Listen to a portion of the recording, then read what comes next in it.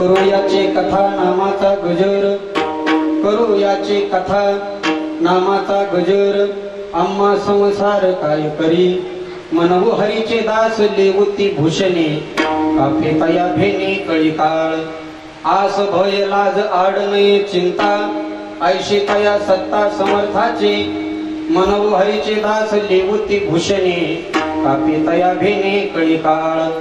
तुका मने करू ऐशियाचा संग, तुका मने करू ऐशियाचा संग. जेने नोहे भंग चिंतनाचा, मनवू हरीचे दास लेवती भूषणे. कापे तया भेने कळी काळ. समचरण सरोजम सांद्रणीला बुदाबम, जगन्मीत पाणी मंडल मंडनानाम. तरुण तुलसी माला कंधरम कंजनेत्रम. सदैव बलहासम विठ्ठलम चिंतयामि पंढरीच्या देवराया.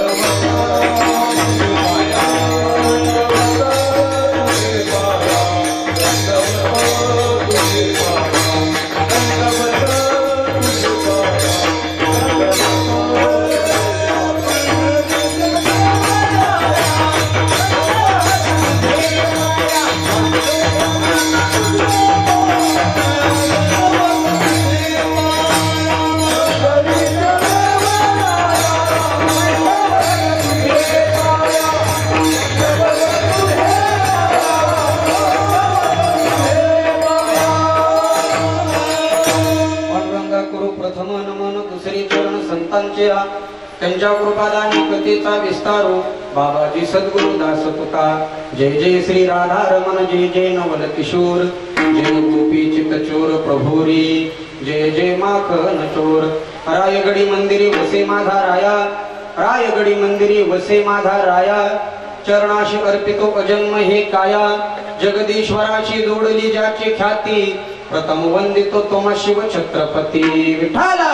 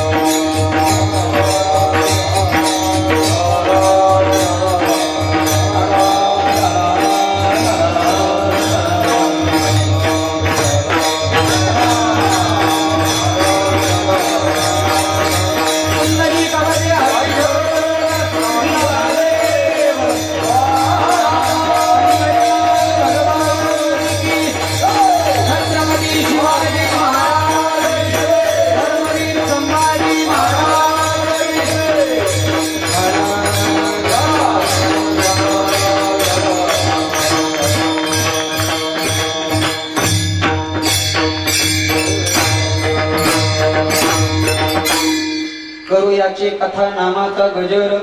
आम्हा संसार काय करी, मनवू हरीचे दास लेवती भूषणे. कापी तया भेने कळी काळ. विश्व चैतन्य भगवान श्री ज्ञानोबाराय, वैराग्य भास्कर जगद्गुरु तुकोबाराय तसेच भगवान परमात्मा यांच्या नतमस्तकून सेवेला सुरुवात करतो. या कीर्तन निरूपणासाठी निवडलेला अभंग जगद्गुरु जगद्वंदनी श्री संत श्रेष्ठ वैराग्याचे मूर्तिमंत पुतळे, अखिलेश्वरा परमार्थाचं मार्गदर्शन करणारे संत हृदय सम्राट जगद्गुरु तुकोबा यांचा 4 चरणाचा, सर्वांच्या परिचयाचा आणि सर्वांच्या पाठांतरातला असा अभंग आहे. या अभंगाद्वारे जगद्गुरु तुकोबाराय मृत्यू लोकामध्ये जन्माला आल्याच्या नंतर संसाराच्या दुःखातून सुटण्याचा साधा सोपा सरळ आणि साध्या सोप्या सरळ भाषेमध्ये उपाय सांगत आहे. आम्ही या मृत्यू लोकामध्ये जन्माला आल्याच्या नंतर संसाराच्या दुःखातून सुटण्यासाठी एक काम करू म्हटले. काय करू? त्या भगवान परमात्माची कथा करू, त्याचं नामस्मरण करू, जेणेकरून आम्हाला संसाराचं दुःख होणार नाही. त्या भगवान परमात्म्याचे दास म्हणून घेऊ, त्याचे भूषण परिधान करू, जेणेकरून आमच्या जीवनातले 4 रोग निघून जातील. आस भय लाज आणि चिंता हे 4ही निघून जातील. तेव्हा आम्ही चिंतन करू.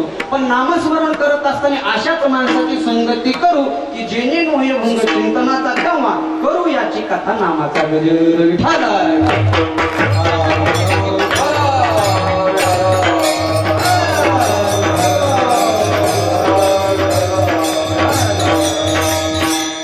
महाराष्ट्र भूमीला लाभलेली वारकरी संप्रदायाची परंपरा आणि या परंपरेला अनुसरून असणारा चालत आलेला भव्य दिव्य अखंड हरिनाम सप्ताह तथा श्रीमद भागवत कथा ज्ञानेश्वरी सोहळा गेली 81 वर्ष झाली महाराज. या कार्यक्रमाला माझा दुसरा तिसरा जन्म असेल बुवा. म्हणजे तेव्हापासून हा चालत आलेला कार्यक्रम आहे. भव्य दिव्य असं स्वरूप आहे. आज या कार्यक्रमाची सेवा 6व्या दिवसाची कीर्तन रूपी सेवा माझ्या सद्भाग्याने माझ्या वाट्याला आलेली आहे. त्याबद्दल या कार्यक्रमाचे आयोजक नियोजक संयोजक सर्वांना मी धन्यवाद देतो.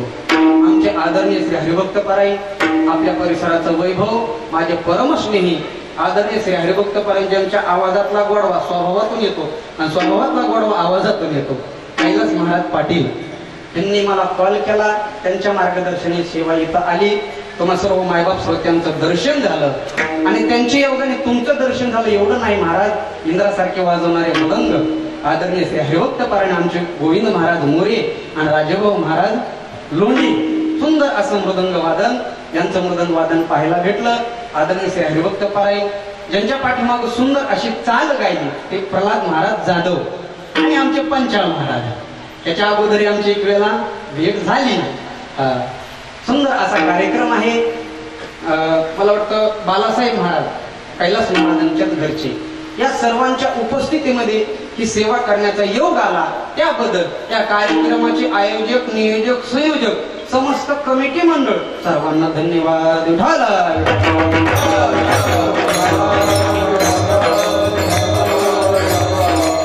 सुंदर असं या ठिकाणी कार्यक्रम आहे. सुंदर अशी भागवत कथा आहे.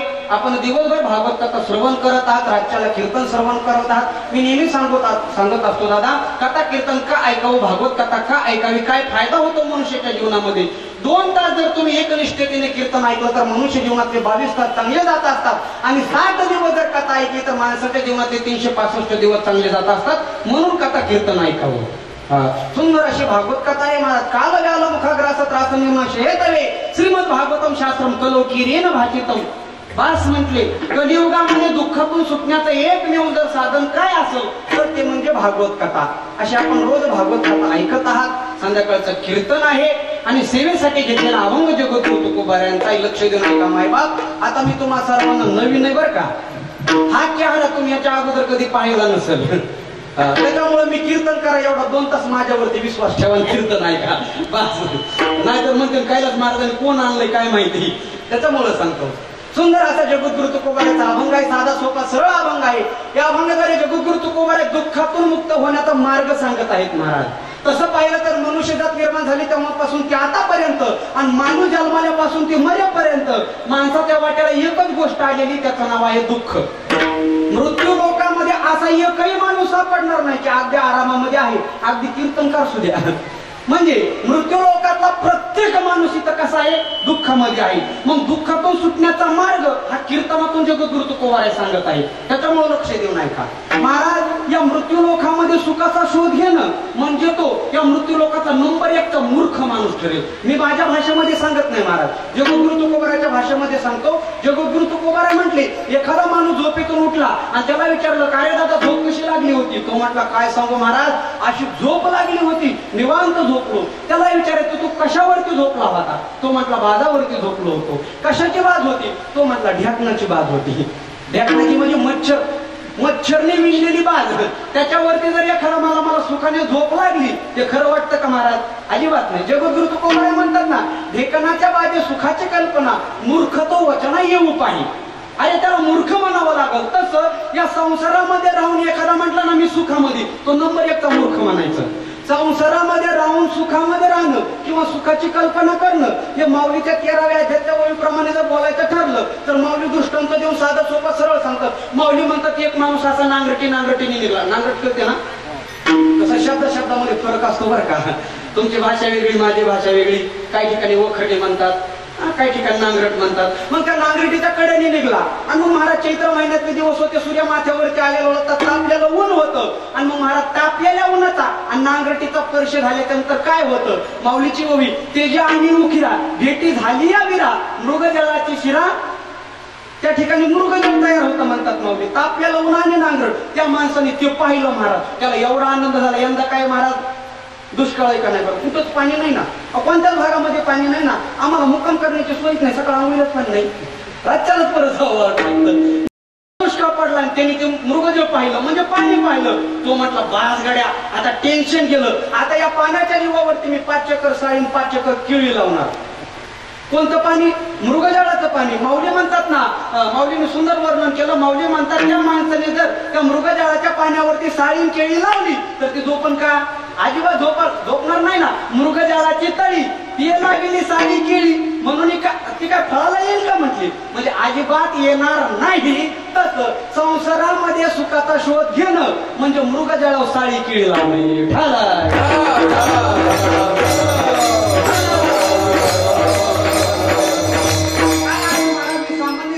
तुम्ही रोज ऐकत आहात म्हणून थोडंसं चिंतन सांगतो, थोडंसं लक्ष देऊन ऐका. काय असतं? मृत्यू लोकांमध्ये दुःख आहे. तुम्ही म्हटले महाराज दुःख आहे पण आम्ही थोडेफार सुखामध्ये आहोत, आम्हाला सुख आहे. हे तुमचं बोलणं खोटं आहे गाड्या. तुम्ही प्रत्येक क्षणाला दुःखामध्ये आहात, फक्त तुम्ही सुखाचा हाव आणत आहात. हाव मी फार सुखामध्ये आहे, तुम्ही तुमच्या मनाला दुर्निश्चय करत असाल. खऱ्या अर्थाने पाहिलं तर या मृत्यू लोकांमध्ये कुणीही सुखामध्ये नाही. तुम्हाला मी मृत्यू लोकांचं दुःख 4 पद्धतीने पटवून सांगतो. तुम्ही जर ऐकण्याची कॅपॅसिटी असेल तर लक्ष देऊन ऐका. 4 पद्धतीने तुम्हाला दुःख पटवून सांगतो. 1 नंबर, तुम्ही संतांच्या प्रमाणाच्या आधारे बघा. संतांच्या सगळे प्रमाण मृत्यू लोकांचं दुःख सांगतात. 2 नंबर, अनुमान प्रमाणाने बघा. सगळे अनुमान प्रमाण दुःखाचं स्वरूप सांगतात. 3 नंबर, अनुमान प्रमाण पटलं नाही तर युक्तीने बघा तरी सुद्धा दुःख सिद्ध होतं. आणि तिन्ही जरी नाही पटलं तर तुमचा आमचा अनुभव बघा तरी सुद्धा दुःख सिद्ध होतं. आपण जर साधू संतांच्या प्रमाणाच्या विचाराने विचार करायला गेलो तर मृत्यू लोकातल्या कुठल्याही संतांना विचारा, का हो तुम्हाला मृत्यू लोकाविषयी काय वाटतं? जगद्गुरु तुकोबराच्या तुकोबराय तुम्हाला काय वाटतं? तुकोबराय म्हणतात इथं दुःख वाटतं काहीच नाही. तुकोबराय तर एके ठिकाणी म्हटले, हा संसार म्हणजे केवळ आणि केवळ नुसती दुःखाची बांधवड आहे म्हटले. दुःख बांधव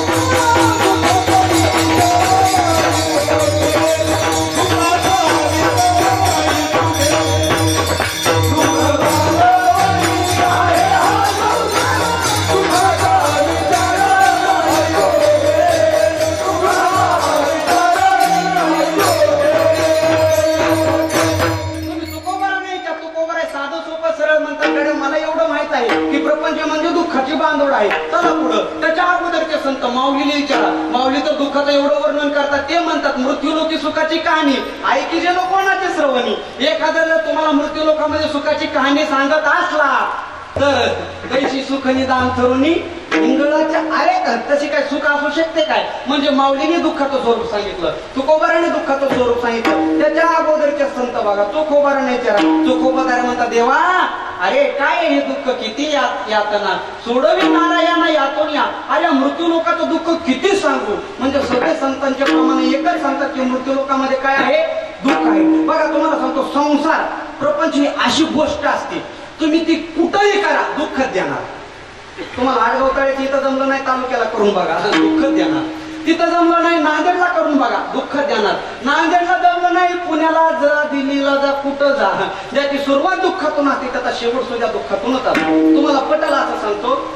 आता आपल्या गावामध्ये औषधाचे दुकानं वगैरे असतील, रोगरचे वगैरे. समजा एखादं रोगर घेतलं आणि तो म्हटला गड्या आपल्या गावात रोगर केल्याच्या नंतर माणसं मारतात तालुक्याला जाऊन ठेव.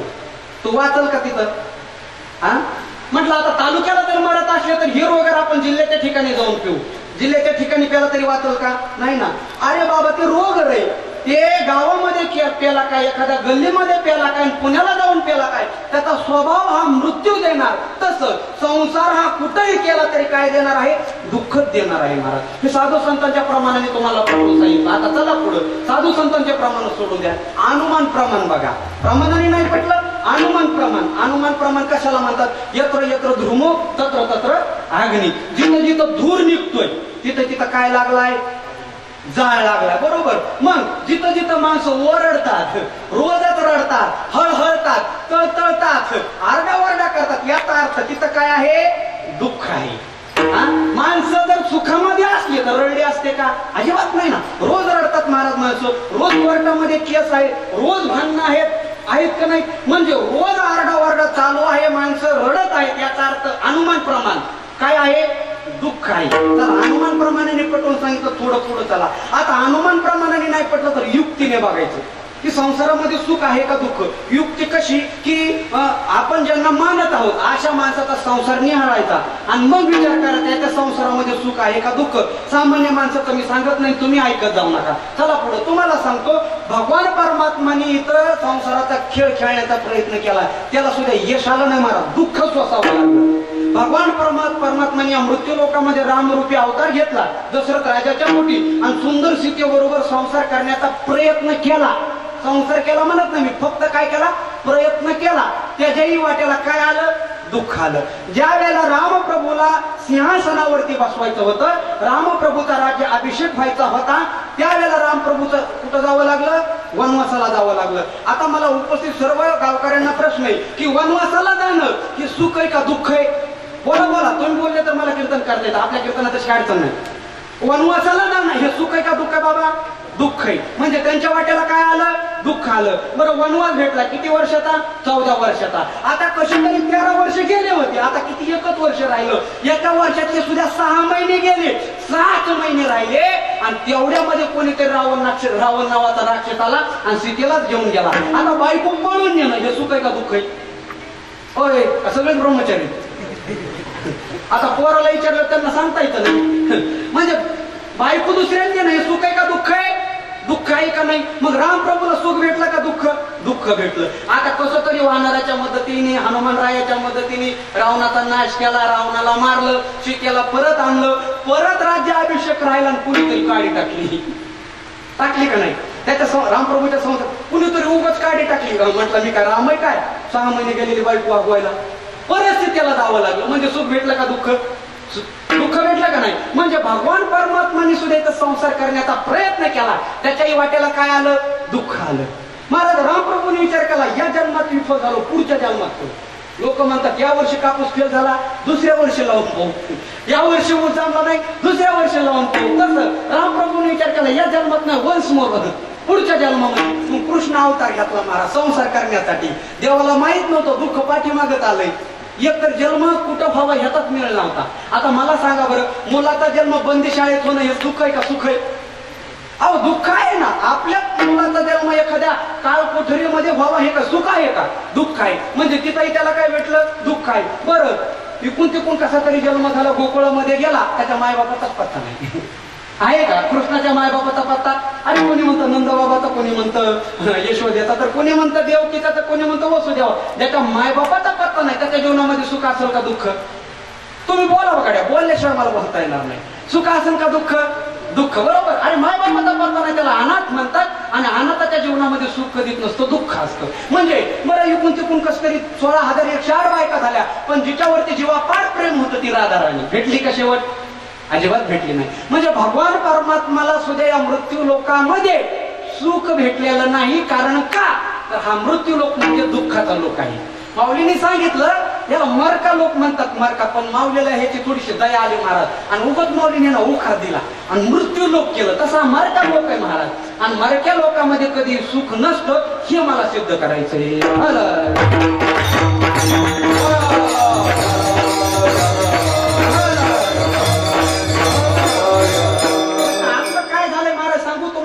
दुसऱ्याचा संसार सुखाचा वाटतो ना आपला दुःखाचा वाटतो. आपल्याला नेहमी तसंच वाटतं महाराज. आपल्याकडचा मोबाईल थोडा खराबच वाटतो आणि दुसऱ्याचा मोबाईल चांगलाच वाटतो, पण गाड्या तो 10 दिवसातून 10 वेळा हँग होतो हे तुला माहित नसतं. आपल्याला नेहमी आपल्या घरचे वाईट वाटतात आणि शेजारच्या ते चांगले वाटतात. एक माणूस शेजारच्या माणसाला म्हणू लागला, "गड्या, तुझ्या जीवनामध्ये फारच सुख आहे." तो म्हटला, "तुला कसं काय वाटतं सुख आहे?" बघणार आहे, आमच्या घरामध्ये रोज भांडणं होतात, बायकोच माहेराला निघून जाते. म्हटला, "माझ्या नशिबी सतत दुःख आहे." तो म्हटला, "पण तुला कसं काय वाटलं माझ्या जीवनात सुख आहे?" म्हटलं, "तुमच्या घरामध्ये भांडणं झाले, बायको निघून जात नाही." म्हटलं, "हे सुख आहे का दुःख आहे?" तो म्हटला, "तुझी फक्त बायको निघून जाते, माझं ह्याच्या विचित्र आहे." तो म्हटला, "नेमकं काय?" म्हटलं, "तुमच्या घरामध्ये भांडणं झाले तर तुझी बायको निघून जाते आणि माझ्या घरामध्ये भांडणं झाले तर सासरवाडीचे सगळी तिथं घेऊन येते." म्हणजे आपल्याला काय वाटतं की समोर तो हा सुखामध्ये आहे, पण इथं प्रत्येक जण दुःखामध्ये आहे. आता काय साधक वर्ग जगद्गुरु तुकोबारायकडे गेला, तुकोबारायला प्रश्न केला, "महाराज, आता तुम्ही म्हणले की मृत्यू लोकांमध्ये सुख नाही, दुःख आहे, दुःख आहे, दुःख आहे, मग असा दुःखरूपी संसार तुम्ही करायला का लावला?" प्रश्न केला ना, कारण साधू संतांनी सांगितलं ना, सुखे करावा संसार, बोलले का नाही? किंवा अवघाती संसार सुखाचा करीन, बोलले का नाही माऊली? मग असा दुःखरूपी संसार तुम्ही करायला का लावला? तुम्ही सांगायला पाहिजे होतं, पोरा हो, लग्न करू नका, तुम्ही तर म्हणजे सुखाने संसार करा. पण सांगू तुम्हाला, संसारात एक असं गमक असतं की काही गोष्टी झाल्याशिवाय कळत नसतात. बरोबर आहे का नाही? काही गोष्टींचा अनुभव घ्यावा लागतो. आता संसारामध्ये सुख आहे का दुःख आहे हे केल्याशिवाय कळणार नाही, म्हणून करायचं आहे. सुख आहे म्हणून करायचं नाही, सुख नाही हे कळावं म्हणून करायचं आहे. कारण काही काही गोष्टीचा अनुभव लागतो. महाराज, तुम्हाला पटल असं सांगतो, थोडंसं लक्ष द्या. नाही का, काय झालं, एका घरामध्ये 4 कन्या होत्या, बहिणी होत्या. 4ही कन्या उपवर झाल्या, आपल्या भाषेमध्ये लग्नाला आल्या.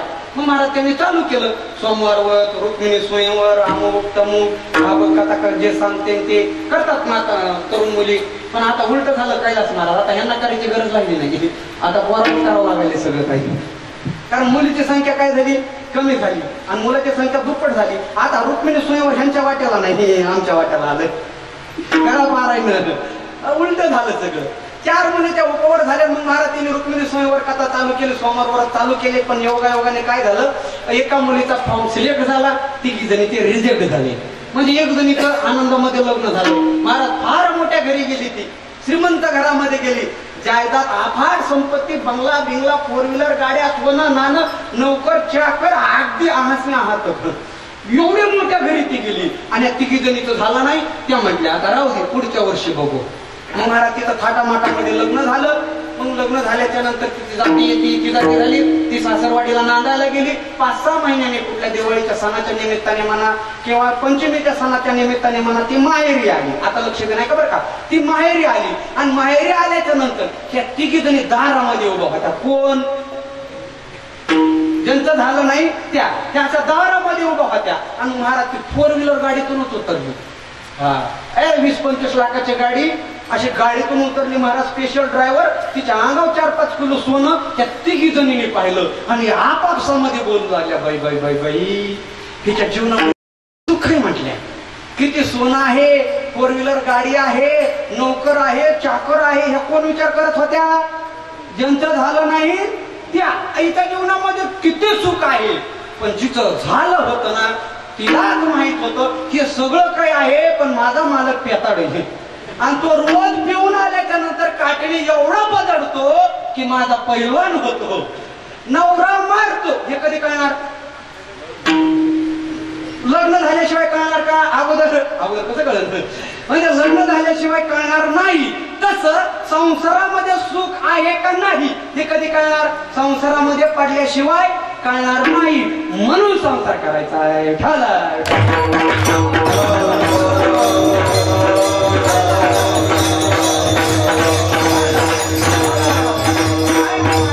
मी सरळ बोलणारा माणूस आहे. संसाराच्या दुःखाला सीमाच नाही हो, ह्याला अंतच नसतो दुःखाला. एक दुःख आपण असं चोपलं की दुसरी कोंगत करून येतं. मला साथीचं गतकरण फार अवघड असतं. ते गुडघ्याला येतं, तिथं मलम लावला की मांडीला येतं, मांडीला मलम लावला की गालाला येतं. साथीचं गतकरण कुठं उमकन सांगता येत नाही. तसं संसारातलं दुःख कुठून सुरुवात होईल सांगता येत नाही. मुलीचं झालं की मुलाला भेटत नाही, मुलाचं झालं की मुलगा होत नाही. हे संसाराचं दुःख आहे. दुःखे सांगून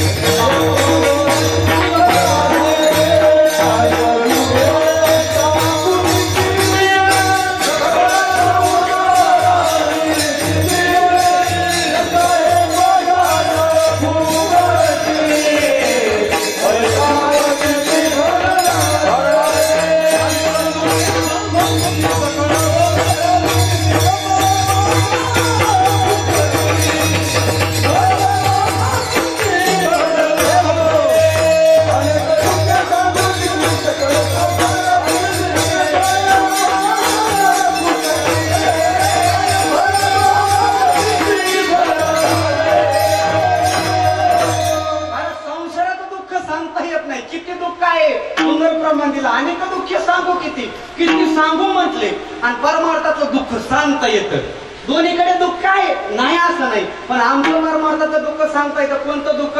काही मी उद्धार पावेल, काही कृपा करेल नारायण आयशी तुम्ही सांगा संत जन हे करा समाधाना चित्त माझे. आयशी चिंता कैशी चिंता काही मी उद्धार पावेल हे सांगता येतं महाराज. पण संसारातलं सांगता येतं का नाही? फक्त कळतो, प्रत्येकाला कळतं दुःख आहे. एखाद्याला विचारायचं का आहे, नाही कडे म्हटलं ते कळतच नाही.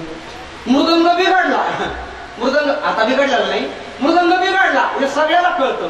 त्याला सांगायचं मग लावणार नाही म्हटलं लावता येत नाही. म्हणजे लावता कोणाला येतं? ज्याला लावायला विचारलं इकडचे नाही बरं का.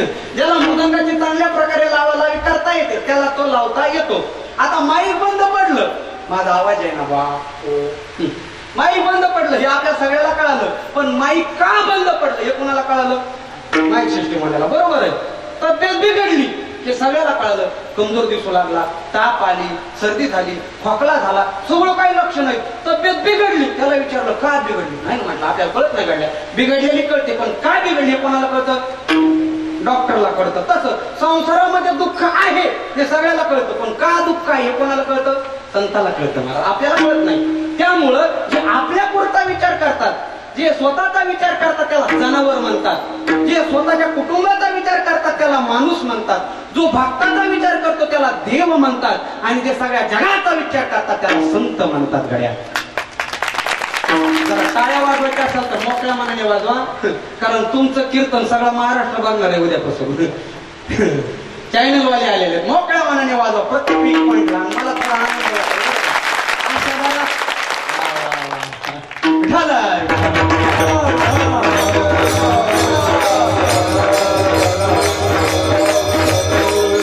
सांगायचं का दुःख काय आहे हे कोणाला कळत नाही. दुःख काय हे कळतं. तुम्हाला अजून पटवून सांगतो बरं का, ह्याच्यातलं पटवून सांगतो, जरा कठीण आहे पण सोपं करून सांगतो.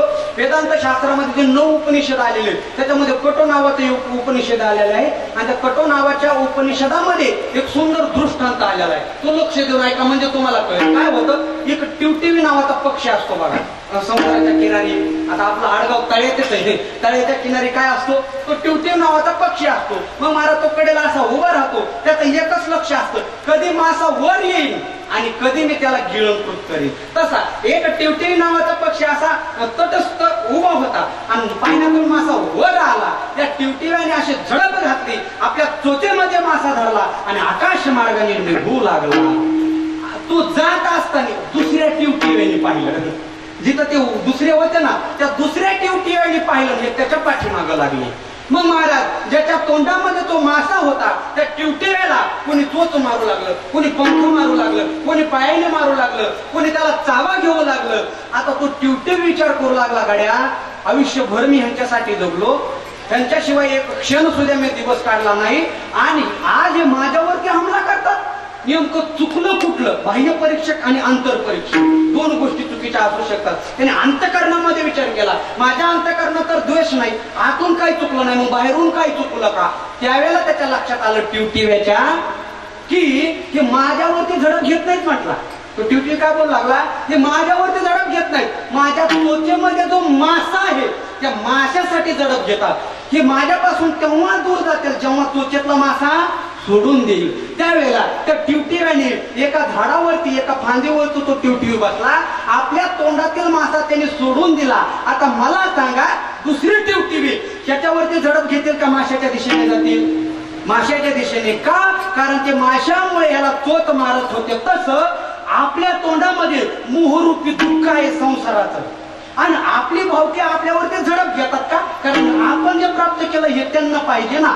आपल्या अंतःकरणातलं संसाराचं प्रेम जसं त्या टिवटिव्याने मासा सोडून दिला तसं जर सोडून दिलं आणि आपण निष्कर्मी वृत्तीवर राहू लागलो तर माणसाच्या जीवनातलं दुःख नष्ट होतं. आणि दुसरा मार्ग की संसारातलं दुःख साधं सोपं सरळ पद्धतीने नष्ट कसं करायचं हे जगद्गुरु तुकोबाराय अभंगाच्या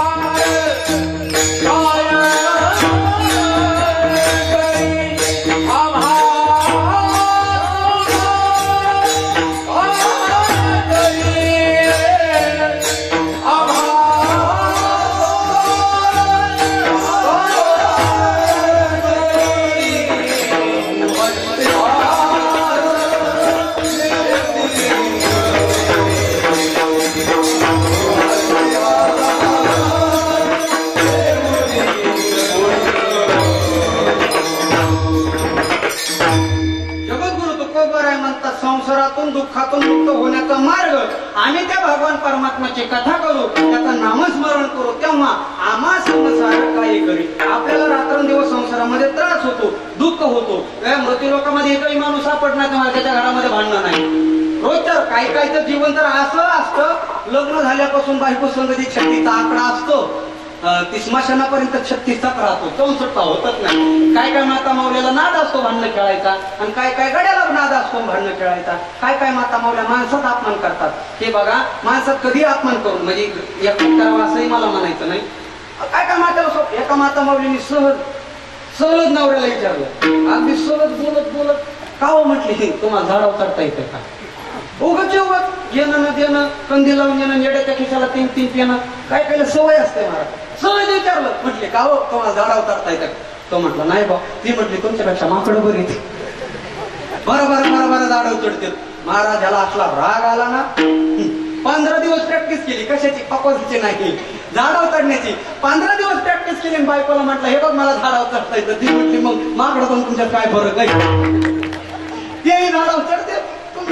काय काय माता माऊलीला नाद असतो मला. एका मातावणी काय केलं, हे बैठक रूम मध्ये बसायला होता, किचन रूम मध्ये होती, दरवाजाची अर्धी पट्टी मोकळी होती, आणि तिने किचन रूम मधून बैठक रूम मध्ये बसलेल्या माझ्याकडे लक्ष देऊन बघा, नवऱ्याला सहज असं केलं, असं हे पटकन उठलं बायको जवळ आला. म्हटलं काय काम? ती म्हटली कुठं काय? मग हा म्हटलं बोलवलंच कशाला? ती म्हटली एका बोटात ताकद आहे किती बघायचं होतं.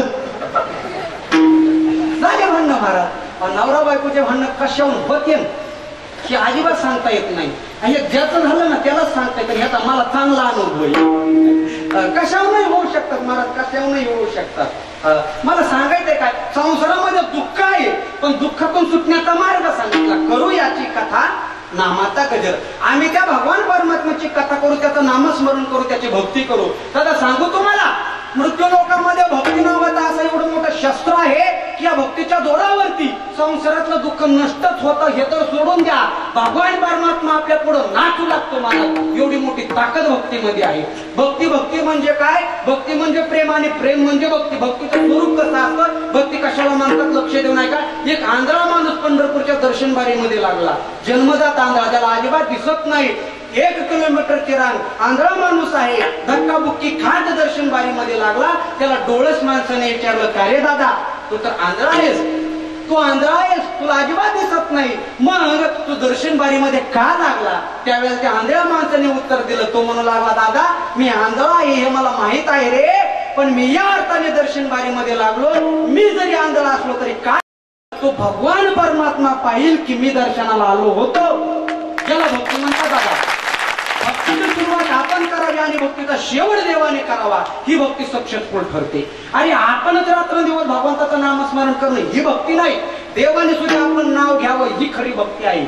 सांगू तुम्हाला एक प्रसंग सांगतो, लक्ष देऊ नका. एक वेळेला काय झालं, हनुमानरायची नारदजीची सहज भेट झाली. लक्ष देऊ नका, सुंदर प्रसंग आहे.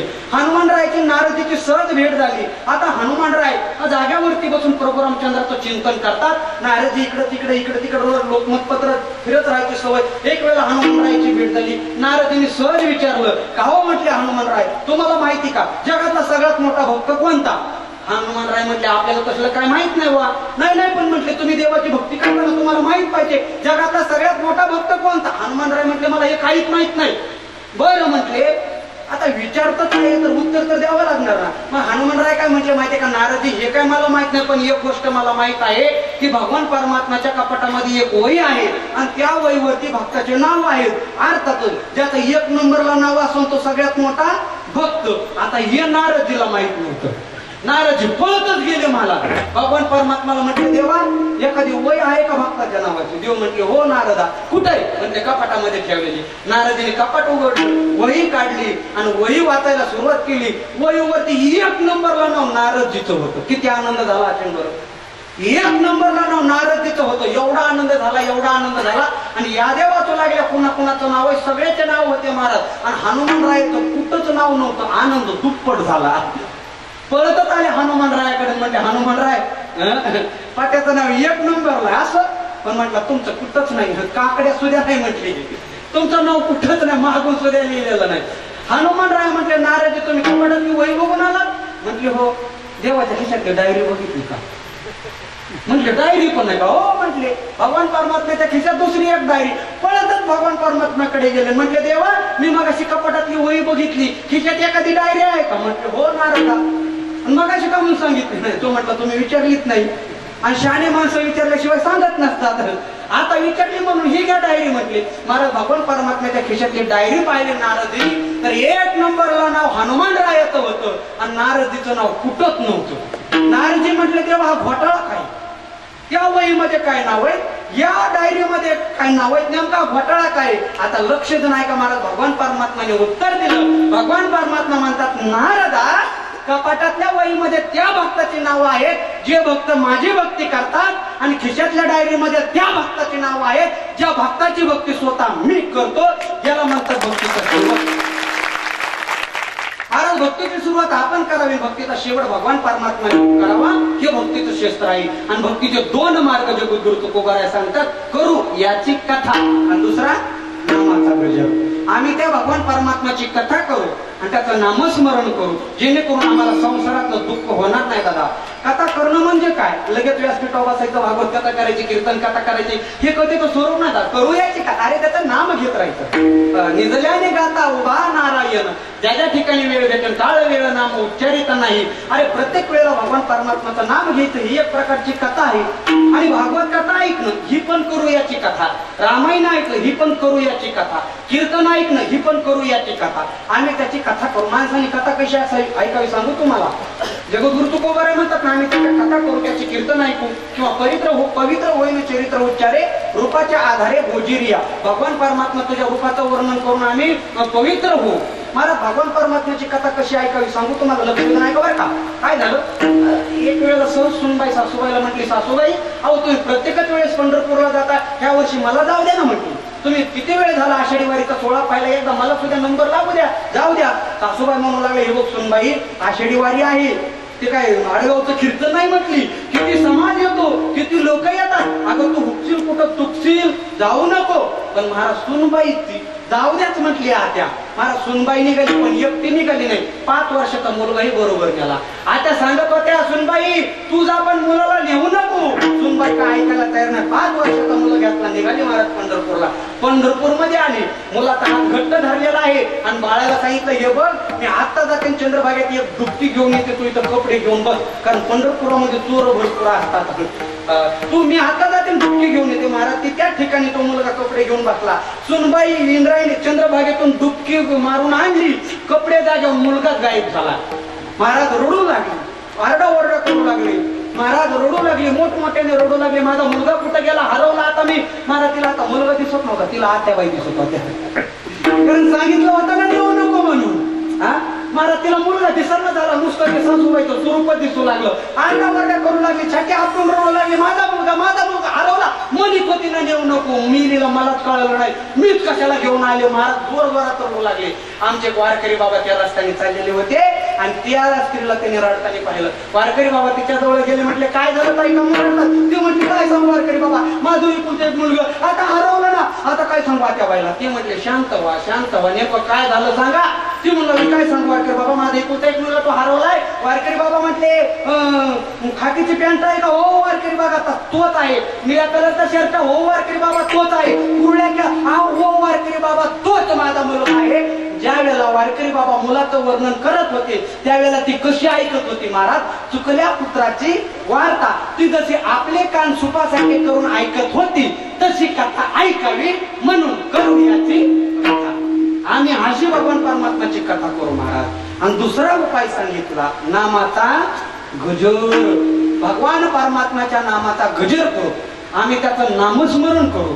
दादा भगवान परमात्म्याच्या नामामध्ये एवढी ताकद आहे, आपण पहिल्या दिवशी कीर्तनातून ऐकलं असं दादा. एक वेळेला जर भगवान परमात्माचं नाव घेतलं तर मनुष्य जीवनाचा उद्धार होतो. आजा मेळाचा मुलाचं नाव घेतलं, नारायण उद्धार होऊन गेला. भागवतात तुम्ही कथा ऐकली. ही नामाचं महात्म्य दादा. मृत्यू लोकामध्ये नामस्मरणापेक्षा साधं आणि सोपं साधन या जगामध्ये दुसरं नाही दादा. एवढं साधं सोपं आणि सरळ साधन म्हणजे भगवान परमात्म्याचं नाम आहे. नाम किती सोपं आहे सांगू तुम्हाला. अरे सहज भगवान परमात्माचं नाव घ्या, तो भगवान परमात्मा धावून येतो. प्रमाण आहे ना महाराज, मुखी नाम हाती मोक्षे ऐशी साक्षे बहुतांची.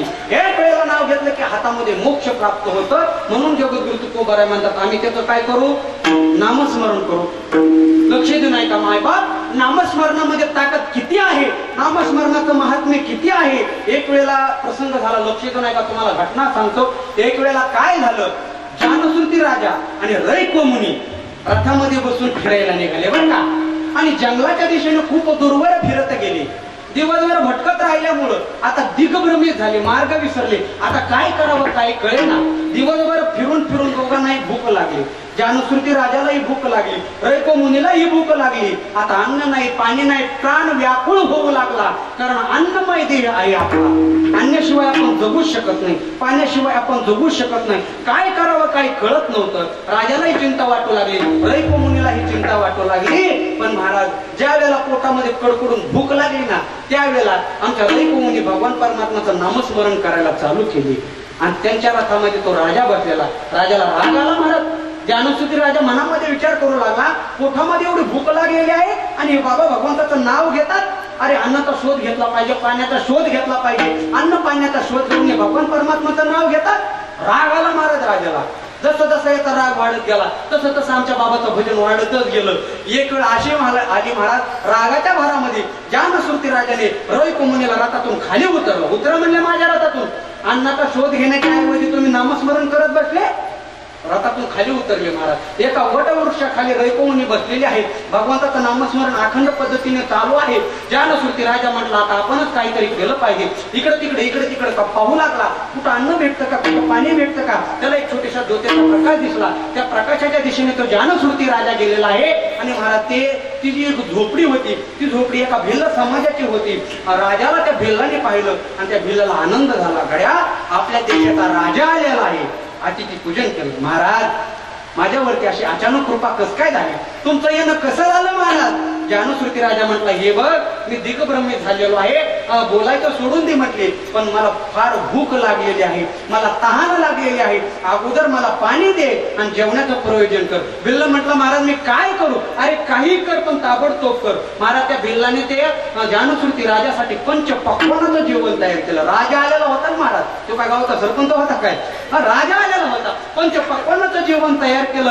राजा पोटभर जेवण केला आणि मनामध्ये विचार केला काय बाबा म्हटले देवाचं नामस्मरण करत बसले, आणि माझ्या बरोबर आले असते तर अन्न भेटलं असतं. पण काय म्हटले त्यांचा विश्वास देवावरती अवेलना करू लागला. मनामध्ये पोटभर राजा जेवला. पण जाता जाता सहज राजाच्या मनामध्ये वाटलं जाऊ द्या आपल्याच राज्यातील आहेत, जाता जाता यांना घेऊन जाऊ अन्न.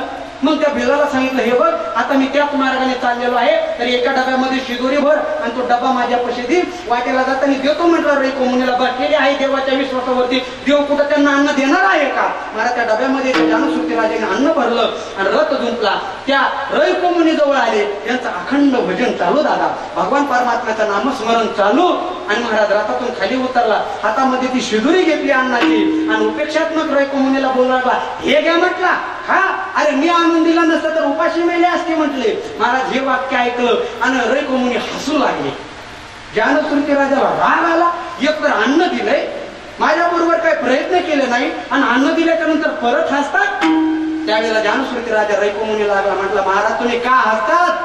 त्यावेळेला रई कोमुनीने सुंदर उत्तर दिलं, ऐक म्हटले राजा, अरे तू या जगाचा राजा आहे, तू या देशाचा राजा आहेस, पण तू राजा असताना सुद्धा तुला अन्नासाठी एका भिल्लाच्या समोर भीक मागावी लागली, पण माझ्यासारख्या फकीराला या देशाचा राजा अन्न घेऊन आला. ही ताकद नामस्मरणाची आहे, ही ताकद माझ्या भक्तीची आहे राजा. हे नामस्मरणाचं महत्व आहे, हे नामस्मरणाची ताकद आहे महाराज. म्हणून तुकोबाराय म्हणतात, आम्ही त्याची काय करू, कथा करू आणि आम्ही त्याचं काय करू, नामस्मरण करू. फक्त या दोन गुणावरती देव भेटतो असं नाही दादा, त्याच्यावरती निष्ठा असावी लागते आणि देवाचा दास मानावं लागतं. अभंगाचं दुसरं चरण म्हणू हरीचे दास,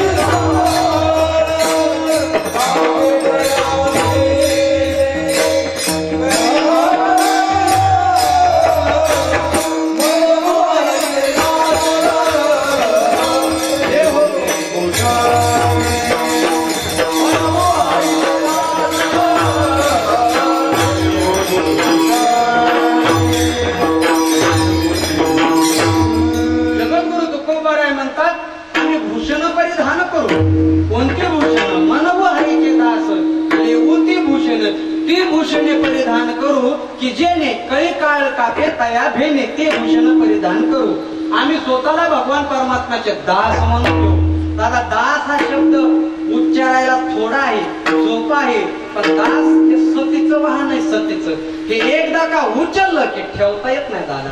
अरे पांडुरंगावरती नितांत निष्ठा असणं याला दास म्हणतात. आपल्या जीवनामध्ये स्वामी सोडता दुसऱ्याचा स्वीकार न करणं हे दासाचं लक्षण आहे. दास म्हणायला सोपं असतं, पण दास हा शब्द तेवढाच कठीण आहे. मृत्यू लोकांमध्ये प्रत्येक माणूस कशा ना कशाचा तरी दास आहे, बरोबर. कोणी पैशाचा दास असतो, कोणी व्यवहाराचा दास असतो, कोणी कशाचा दास नसला तरी काही घरचे दास असतात, बायका मुलाचे काही दास असतात ना. मला एक माझा मित्र भेटला, म्हटलं इंद्रजित महाराज जगामध्ये मी कशालाच भेट नाही. म्हटलं कसं काय? तो म्हटलं पट्याचा आडनावच वाघ. असं म्हटलं कशालाच भेट नाही महाराज. एक दिवस त्याच्या गावात कार्यक्रम होता, ते भांडे घाशीत होत. मी म्हटलं तू तर भेट नाही, भांडे कस काय घासायला रे? नाही म्हटलं मी कशालाच भेट नाही, पण इथं आडनावच वाघ मारे.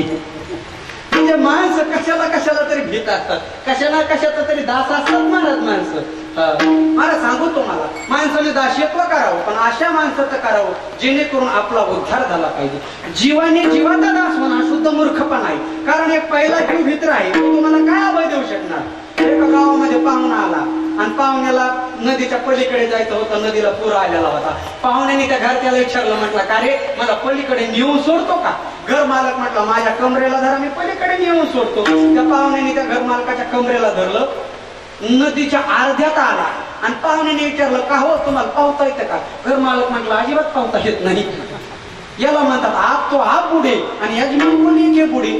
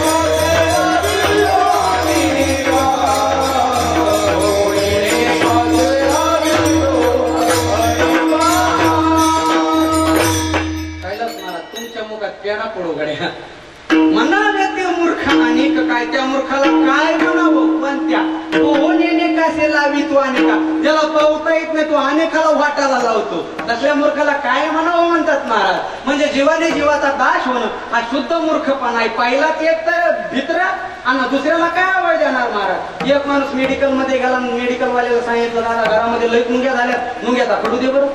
मेडिकल वाल्याने 20 रुपये घेतले, मुंग्याचा खडू दिला. अर्ध्या तासात गिराईक परत आलं, मेडिकल वाल्याने म्हटलं हा तुझा खडू आणि तू. मेडिकल म्हटलं काय झालं रे? काय झालं? खडूलाच मुंग्या झाल्यात म्हटलं. घरातल्या मुंग्या कशा जात्या?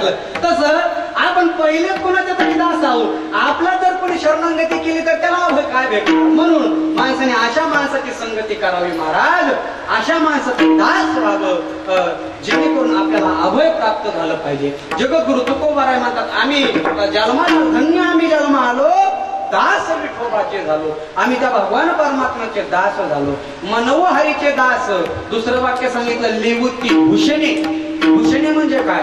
आम्ही वारकरी संप्रदायाचा पोशाख परिधान करू. ऊर्ध्वपुंड्र भाळ कंठी शोभे माळ, कापी जे कळी काळ तया भेणे. आम्ही उभा गंध लावू, वारकऱ्यांचं भूषण परिधान करू. आता लक्ष जर देऊन ऐका, तुम्ही ऐकताय म्हणून सांगतो. आपला भारत देश टिकावा, आपल्या भारताची संस्कृती टिकावी, आपल्या देशाचा धर्म टिकावा असं जर वाटत असेल तर 4 गोष्टी टिकणं अत्यंत महत्वाच्या असतात. लक्ष देऊन ऐका. खानपान, देश संबंध, देशभाषा आणि देशभूषा या 4 गोष्टी टिकल्या तर धर्म टिकत असतो, संस्कृती टिकत असते. आपण कोणत्या माणसाच्या संगतीमध्ये राहतो यावरून आपली संस्कृती टिकत असते. आपण काय खातो, काय पितो यावरून आपण संस्कृती टिकत असते. आपण कोणती भाषा बोलतो यावरून आपली संस्कृती टिकत असते. आणि आपण कुठे वस्त्र परिधान करतो यावरून आपली संस्कृती टिकत असते. लक्ष देऊन ऐका दादा. एक वेळेला काय झालं, आमचे स्वामी विवेकानंद धर्म शिकागो परिषदेला गेले. सुंदर अशी धर्म शिकागो परिषद अमेरिकेमध्ये. स्वामी विवेकानंद आपली श्रीमद भगवद्गीता घेऊन वारकरी संप्रदायाचं महत्व, भगवद्गीतेचं महत्व, आपल्या देशाचं महत्व, धर्माचं महत्व पटवून सांगण्यासाठी त्या धर्म शिकागो परिषदेला गेले. सुंदर असं व्याख्यान केलं. आपल्या धर्माचं, गीतेचं महत्व त्यांच्या विद्वत भाषेमध्ये अगदी तंत पटवून सांगितलं. पण एवढ्या मोठ्या सभेमध्ये एक पाश्चात्य माणूस उठून उभा राहिला. फार मोठी सभा. आणि त्या पाश्चात्य माणसांनी, तिकडच्या माणसांनी सहज स्वामीजीला प्रश्न केला. म्हटलं स्वामीजी 1 क्वेश्चन प्लीज, एक प्रश्न विचारू का? स्वामीजी म्हटले विचार. तो माणूस उठून उभा राहिला आणि त्यांनी स्वामीजीला प्रश्न केला, स्वामीजी तुम्ही आले तेव्हापासून ते आतापर्यंत तुमच्याकडे मी दृष्टीने निहाळीत आहे. तुम्ही सर्व वेश भारतीय घातलेला आहे, भगवा फेटा आहे, भगवे वस्त्र आहेत, तुमच्या देशाची गीता आहे, पण तुम्ही एवढा मोठा बदल का केला? कोणता? तुम्ही आमची चप्पल का घातली? महाराज स्वामीजींनी काय केलं होतं? सगळा वेश भारतीय घातला, पण तिकडे जाऊन त्यांची चप्पल घातली होती. त्या माणसाने प्रश्न केला आणि प्रश्न करणं काही चुकीचं नाही, प्रश्न योग्यच केला.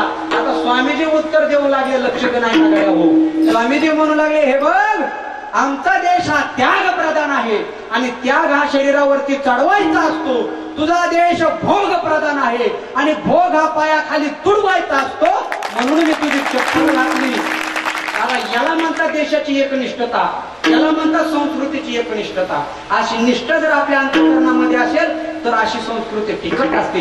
गुरु तुकोबाराय म्हणतात आम्ही असे वस्त्र परिधान करू. लिवुती भूषणे, वारकरी संप्रदायाचा भूषण आहे महाराज, धोतरण देऊ. याची ताकद जगामध्ये कशात कळत नाही. दादा आमच्या पुढे आमदार झुकतात, ही ताकद या पोशाखाची आहे, ही ताकद या वारकरी संप्रदायाची आहे. माझ्या जीवनातला अनुभव सांगू का तुम्हाला? माझ्या जीवनातला अनुभव, कारण माझा एक वर्गमित्र भेटला आता 10-12 वर्षापूर्वी आमच्या गावामध्ये. सहज मी आपला कायमस्वरूपी या पोशाखावरती राहतो, मंदिरामध्ये दर्शनाला गेलो आणि तो वर्गमित्र भेटला. तो म्हटलं, इंद्रजित महाराज काय चाललंय तुमचं? काय नाही. मी म्हटलं, गड्या आपल्याला काय म्हटलं, करडीला किडा नाही, वाट्याला पेड नाही, आपलं सगळं काय निवांत असतं म्हटलं, आपल्याला काय टेन्शन नाही. तो म्हटलं, पण इंद्रजित महाराज सध्या कुठं असं काही दिसत नाही. त्याला म्हणलं, दिवसभर गाडी तर त्याला म्हणतात, हा मी कुठं असणार तसं? बरं म्हटलं इंद्रजित महाराज, हा कुठं नेमकं काय कार्यक्रम करता? मी म्हटलं, बाबा मी सगळ्या महाराष्ट्रामध्ये फिरतो. काय म्हटलं इंद्रजित महाराज या वयामध्ये धोतर घालतात? तुला बोलू लागला बरं का तो म्हटलं, महाराज तुम्ही जर माझ्यासारखे शिकले असते, विद्वान झाले असते, महाराज तुम्ही नोकरीला आहे, माझ्यासारखे तुम्हाला नोकरी लागली असते आणि तुम्हाला 20-25 हजार रुपये महिना भेटला असता. मला थोडासा अपमान झाल्यासारखं वाटलं बरं का. मग मी तुला उत्तर दिलं, म्हटलं, गाड्या तुला आता पगार किती? तो म्हटलं, महाराज 50,000 रुपये पगार आहे. असं म्हटलं, बरं चाललंय तुझं? हो म्हटलं, महाराज मला 50,000 पगार आहे. मग मी त्याला बोलू लागलो, हे बघ म्हटलं, मी सर्व महाराष्ट्रामध्ये सध्या फिरत आहे म्हटलं. मी ज्या ज्या ठिकाणी कीर्तनाला जातो ना, त्या त्या ठिकाणी किमान 500 लोक कीर्तनाला असतात आणि त्या 500 लोकांमध्ये 50,000 रुपये कमावणारे 50 जण असतात आणि ते 50 जण रांगेमध्ये येऊन माझ्या पाया पडतात. ही ताकद म्हणलं आमच्या वारकरी संप्रदायाची आहे, ही ताकद या पोशाखाची आहे दादा. त्यामुळे मी सांगतो, लिवुती भूषणे, भूषण आहे आमचं आणि काटेकळी काळच या भेने. काळ सुद्धा थर थर कापतो महाराज. माळ घालणं हे भूषण आहे, पण माळ कशी वरची गुंडी लागून नाही बरं का महाराज. नवीन माळकरी झाली ना, लई पंचायत असते. ती इथली गुंडी लावतात, इथली गुंडी लाज वाटते महाराज काय कायला. आणि मी स्पष्ट बोलणारा वागताय महाराज, ज्याला लाज वाटते ना ती माळच घालू नये. कारण तुकोबाराय सांगतात ना, कंठी मिरवा तुळशी. घाला म्हटले का? कंठी घाला म्हटले का? नाही ना, मिरवा. मिरवणे म्हणजे काय? जशा हातातली अंगठ्या, गळ्यातलं सोनं कसं मिरवतात लोक, तसं कंठी मिरवा तुळशी, व्रत करा एकादशी. म्हणजे भूषण आहे आमच्या वारकरी संप्रदायाचं बरं का. गळ्यामध्ये तुळशीची माळ घालणं महाराज. तुकोबाराय म्हणतात आम्ही ते भूषण परिधान करू, भगवान परमात्माचे दास म्हणून घेऊ. मग महाराज याचा फायदा काय? त्याचा फायदा आहे ना म्हटले, आमच्या जीवनातले 4 रोग निघून जातात. अभंगाचं 3रं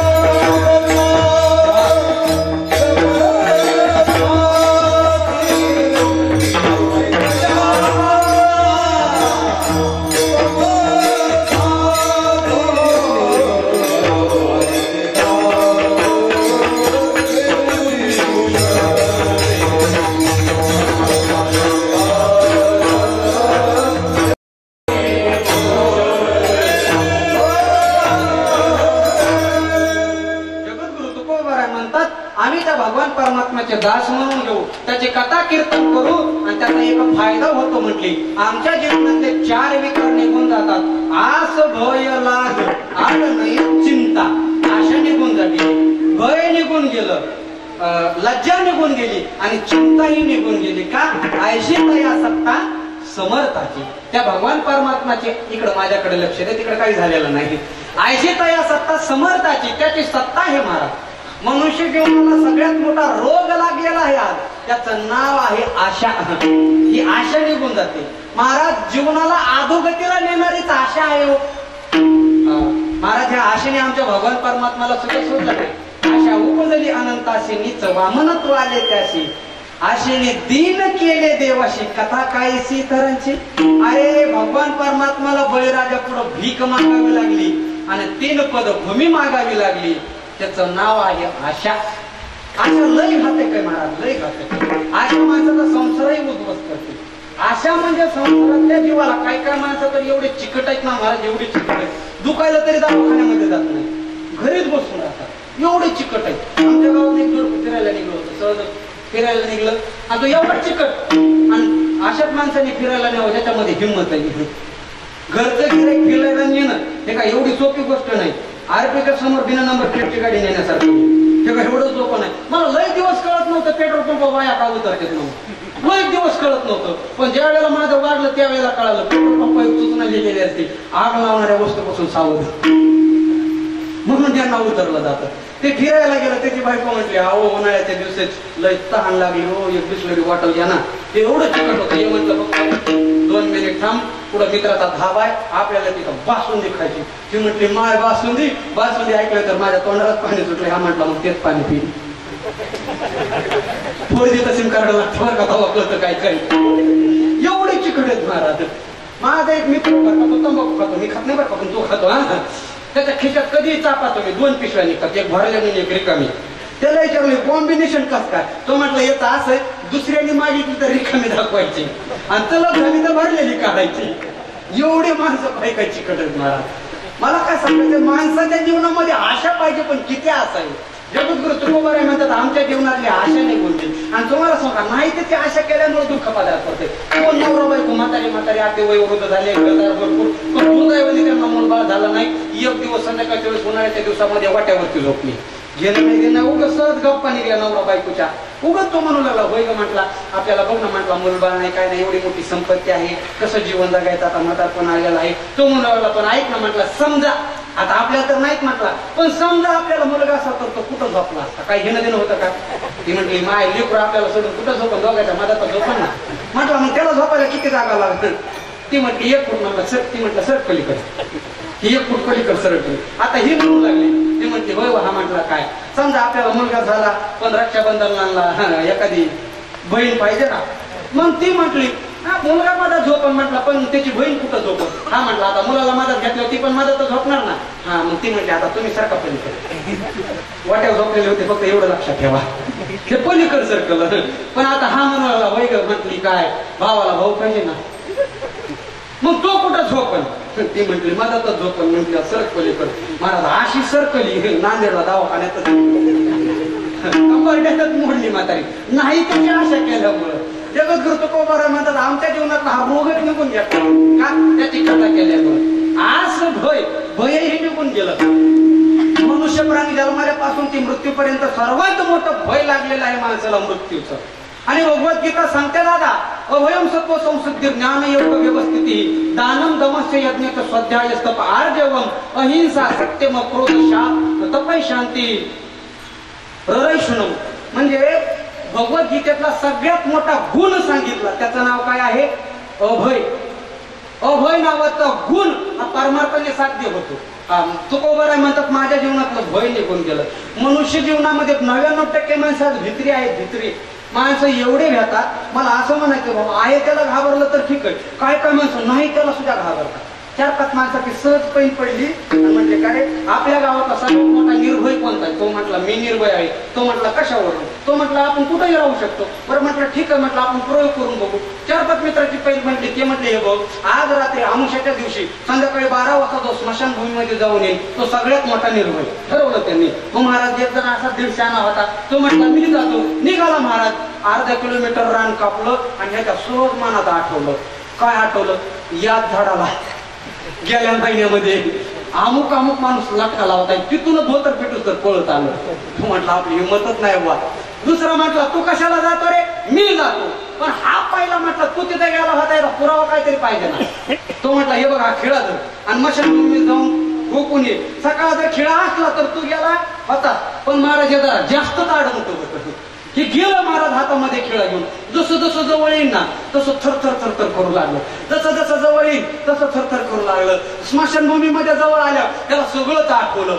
आमुषाला गेलेले, पुनवाला गेलेले, शनिवारी गेलेले आणि असं थरथर कापू लागलं महाराज.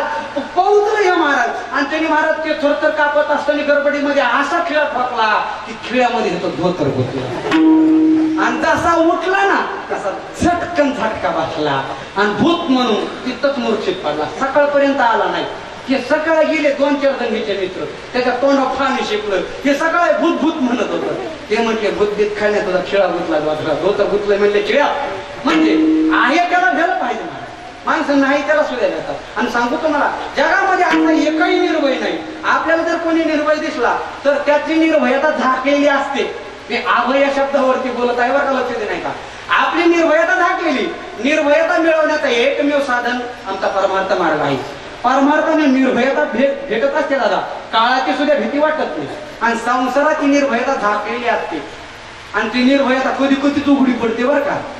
लक्ष दे नाही का. मला काय झालं, एका राजकन्याने ना ती त्याला सांगितलं हे बघा पप्पा तुम्ही माझं लग्न करताय मला मान्य म्हणते, पण माझं स्वयंवर बांधा म्हणते. स्वयंवर जुन्या काळामध्ये काय होत होतं? स्वयंवर. बरोबर. रुक्मिणीचं काय झालं? स्वयंवर. सीतेचं काय झालं? स्वयंवर. तुमचं आमचं काय झालं? लग्न. स्वयंवर नाही झालं. लग्न झालं ना.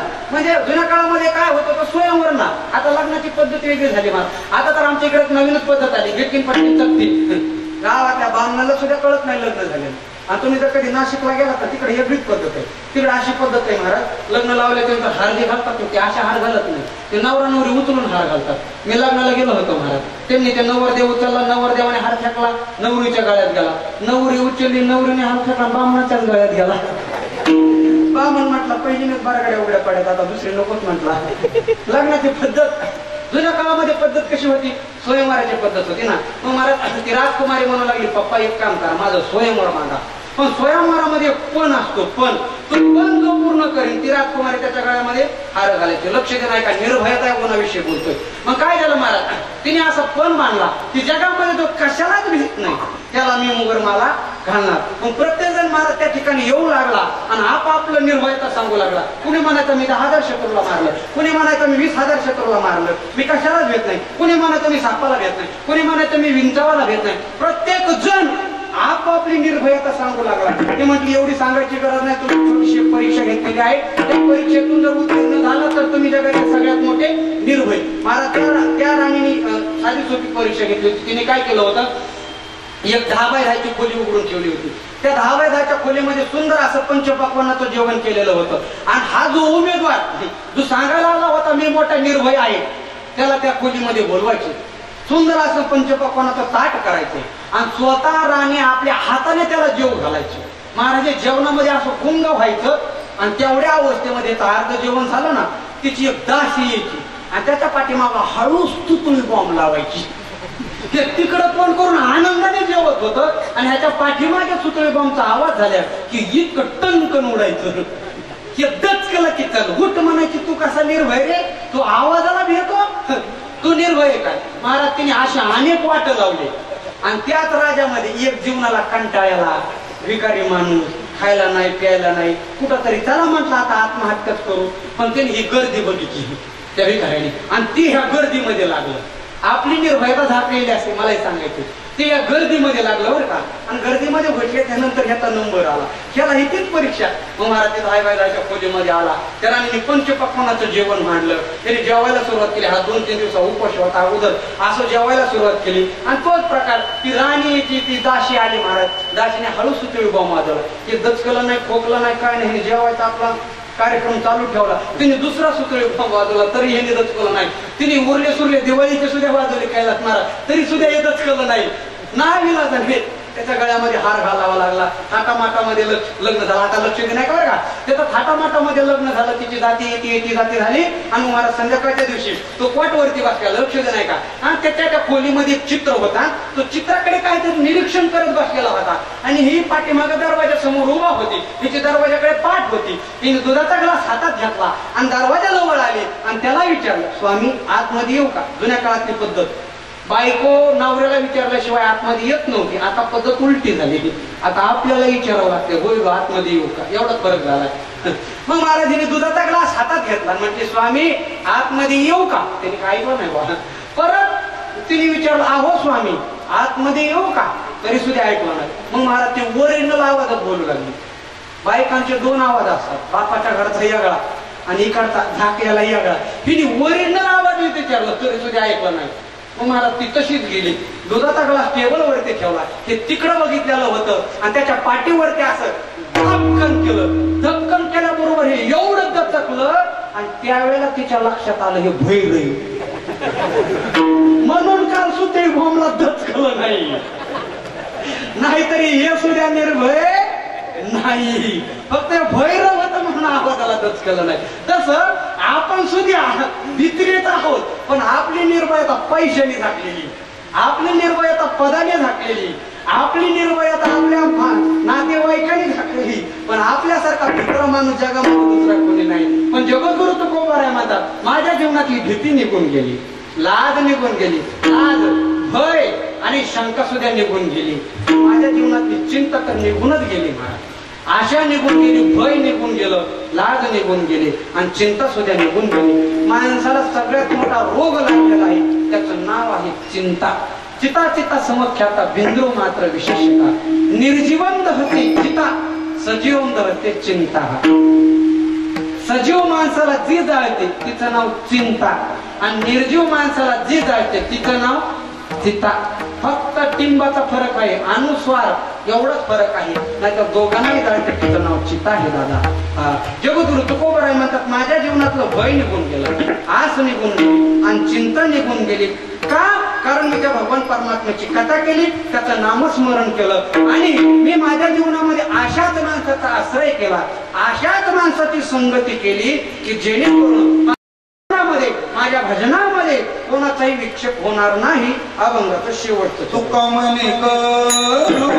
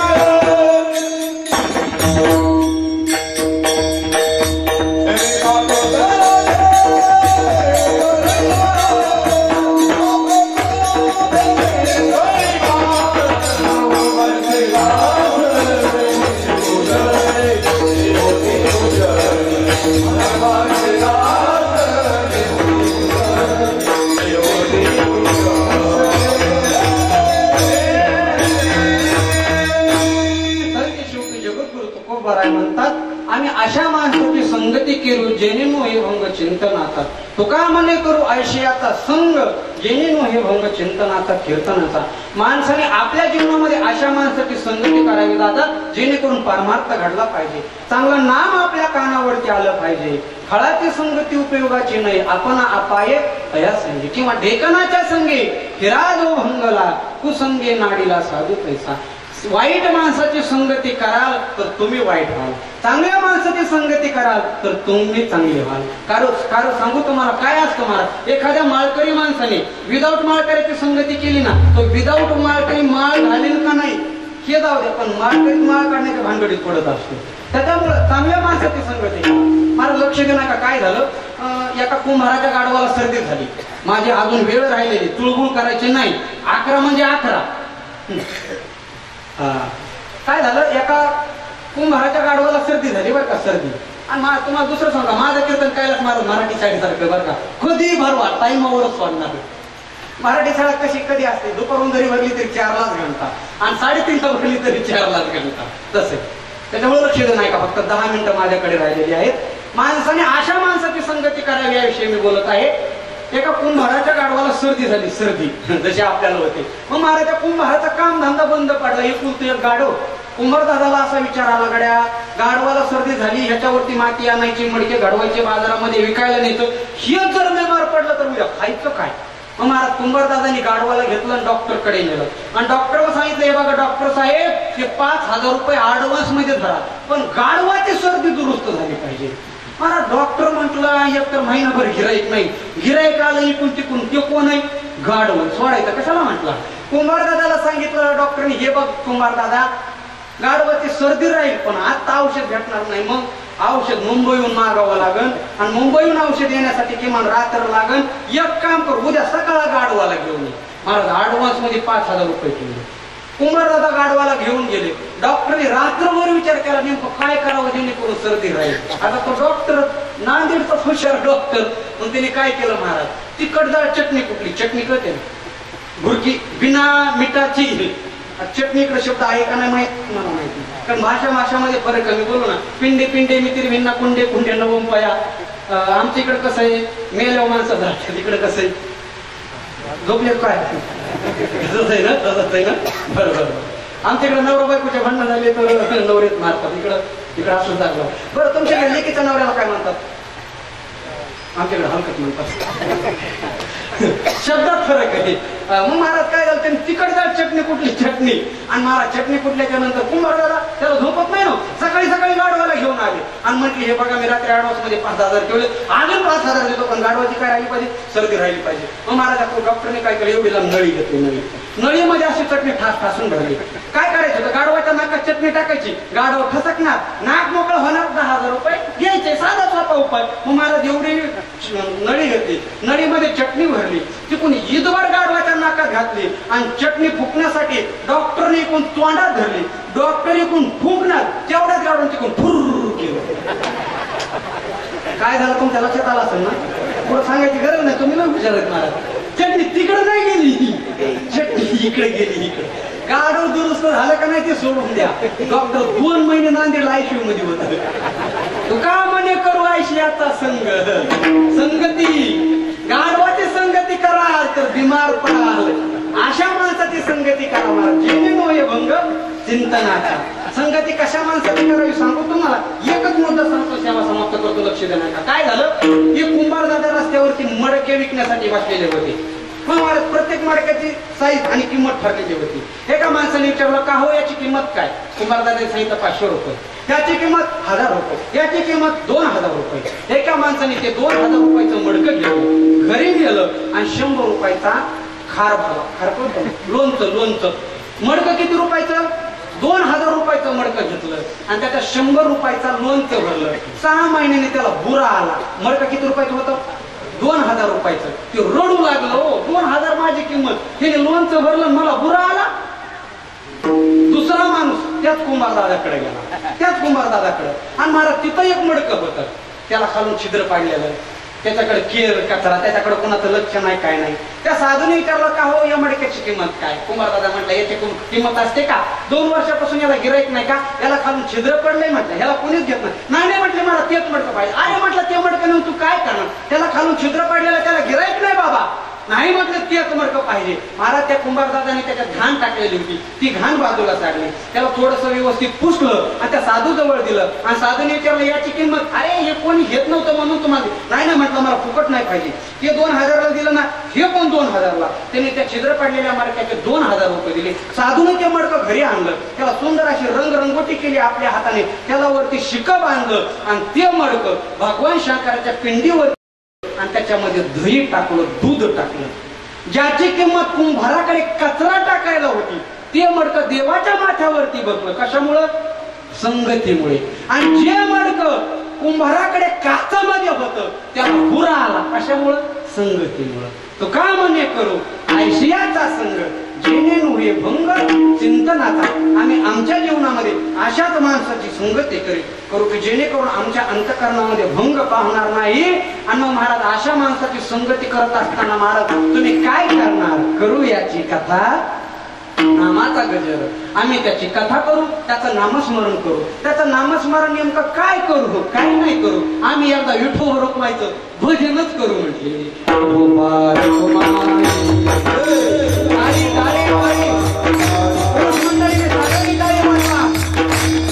मंडळी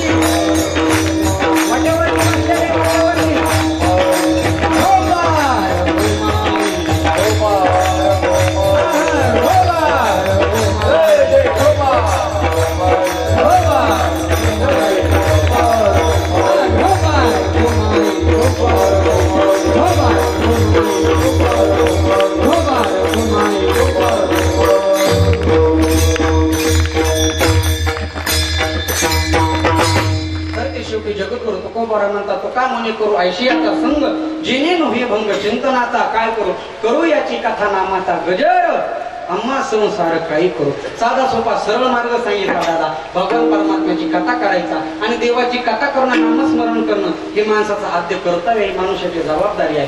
मी नेहमी सांगत असतो दादा, मनुष्य प्राणी जन्माला आला की त्याच्या मनुष्य प्राणी म्हणजे जबाबदारीचा मूर्तिमंत पुत्र आहे. अनेक जबाबदाऱ्या माणसावरती येतात, अनेक जबाबदाऱ्या, कारण मनुष्य प्राणी हा जबाबदारीचा मूर्तिमंत पुत्र आहे.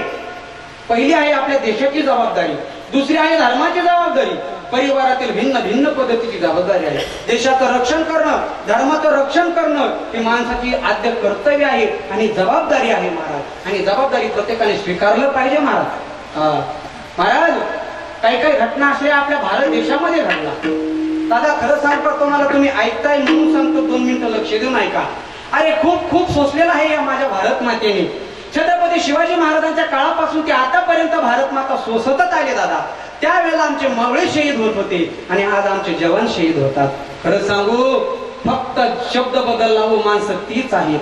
त्या काळातले तानाजी मालुसरे म्हणजे आजचे आमचे काल परवा शहीद झालेले नितीन राठोड आहेत दादा. फक्त माणसं बदलली नाहीत, फक्त त्यांच्यातला शब्द बदलला.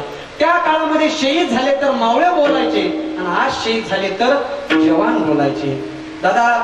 जास्त दिवस झालेले नाहीत त्या घटनेला. 8वा तो दिवस, 8वा ती तारीख 14 फेब्रुवारी. अरे 7-8 दिवसापूर्वी या भारत देशामध्ये अशी एक घटना घडली जम्मू काश्मीरच्या खोऱ्यामध्ये 14 फेब्रुवारीला. त्या दिवशी भारतातला प्रत्येक तरुण कुणी गुलाब देऊन आपलं प्रेम व्यक्त करत होता, कुणी गिफ्ट देऊन आपलं प्रेम व्यक्त करत होता. पण याच भारत मातेचे 42 जवान या भारतामध्ये महाराज आपल्या रक्ताने भारत मातेचा अभिषेक करून त्यांनी आपलं प्रेम व्यक्त केलं. किती निष्ठा, किती प्रेम त्यांचं म्हणावं या भारतासाठी. एक वाक्य सांगू का महाराज? वतन से मोहब्बत ओ इस कदर निभा गए, वतन से मोहब्बत ओ इस कदर निभा गए, मोहब्बत के दिन वतन पर जान लुटा गए. किती प्रेम केलं दादा त्यांनी देशासाठी. काय म्हणत असेल त्यांचा जीव. अरे कोणाचा हात एकीकडे आहे, कोणाचा पाय एकीकडे आहे, कोणाचं मस्तक एकीकडे आहे. अरे त्यांच्या देहाच्या छिद्र्या झाल्या रे. किती दुःख वाटलं असेल त्यांना. आणि हे सगळं कशासाठी आहे? हे सगळं आपल्या देशासाठी आहे, आपल्या धर्मासाठी आहे. आपल्या देशाचं रक्षण व्हावं, आपल्या हिंदुस्थानचं रक्षण व्हावं म्हणून प्राणाची बाजी लावली दादा त्या जवानांनी. आज आपण सर्व काय विसरून गेलो. आपलं कथा कीर्तन आनंदाने चालू आहे, आपला व्यवहार आनंदाने चालू आहे, आपलं खाणं पिणं आनंदाने चालू आहे, आपलं नाच गाणं सुद्धा आनंदाने चालू आहे. पण आजही आपल्या भारतामध्ये 42 असे कुटुंब आहेत की ज्या घरामध्ये अजूनही चूल पेटलेली नाही. अजूनही या 42 घरामध्ये अन्नाचा कण कुणी घेतलेला नाही. त्यांचे सुद्धा छोटे छोटे गोजीरवाना मुलं आहेत.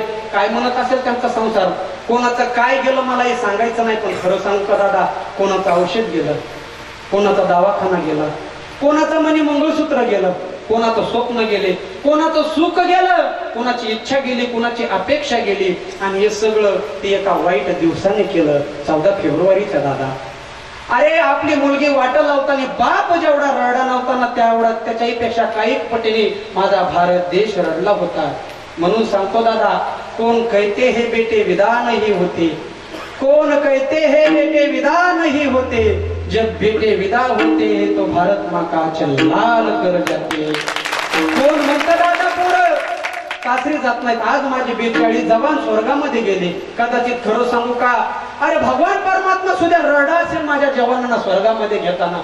त्याच्या सुद्धा डोळ्याला पाणी आलं असेल स्वर्गामध्ये घेताना. दादा आज देशासाठी शहीद झाले रे ते. आपण त्यांच्यासाठी काय करू शकतो? कधी त्या जवानांच्या घरी गेलात तर विचारा त्यांच्या आई वडिलाला, विचारा त्यांच्या मुलाला काय त्यांची अवस्था आहे, काय त्यांची परिस्थिती आहे. त्या चिमुकल्या कन्याला विचारा, तुला तुझ्या बाबाविषयी काय वाटतं? त्यावेळेला ती मुलगी म्हणे, दादा खरं सांगू का, कवेद घेणारा बाबा आज तिरंग्यात आला, कवेद घेणारा बाबा आज तिरंग्यात आला, एकदा बोलणारे म्हणून मी त्याचा पाय घेतला, खांद्यावर घेणारा बाबा दुसऱ्याच्याच खांद्यावर आला, अखेरची बोलूनी काल आज तो आम्हाला अबोला झाला, काळजी घेत जा म्हणून स्वतःचीच काळजी विसरला, आमच्यासाठी मरून तो देशासाठी अमर झाला. हा देशासाठी अमर झाले दादा ते. आपण त्यांच्यासाठी काय करू शकतो? पण एक गोष्ट करू शकतो गड्या, तुम्हाला शपथ आहे त्या 42 जवानांची, शपथ आहे त्यांच्या घरच्या कुटुंबियांची, शपथ आहे त्यांच्या लहान लहान लेकराची, तुम्हाला शपथ आहे या भारत मातेची. उपस्थित सर्व नांदेडकर वासियांना, भारताच्या प्रत्येक नागरिकांना त्या 42 जवानांची शपथ आहे. यापुढे आपल्या भारत देशामध्ये 14 फेब्रुवारी व्हॅलेंटाईन डे म्हणून नाही तर वीरगती म्हणून साजरा झाला पाहिजे. हीच करी त्या 42 जवानांना भावपूर्ण श्रद्धांजली दादा.